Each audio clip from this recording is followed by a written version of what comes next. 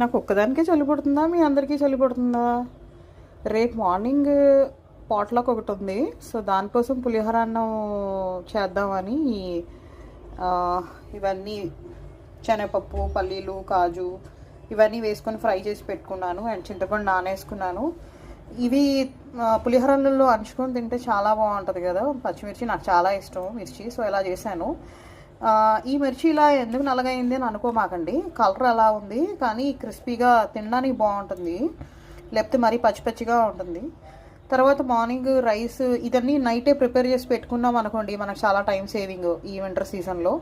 So, morning రైస్లో కొద్దిగా పసుపు వేసుకొని, కొద్దిగా చిటికెడు ఆయిల్ వేసి రైస్ని కుక్ చేసుకొని ఆరబెట్టేసుకున్నాక ఇవన్నీ వేసి మిక్స్ చేస్తాము. చింతపండు ఇలాగే వేయమండి. దీన్ని ఉడకబెట్టి దీంట్లో కొద్దిగా చిటికెడు మళ్ళీ ఆయిల్ వేసి కొంచెం ఎట్లా అంటే గుజ్జులాగా ఉడకబెట్టుకుంటాను.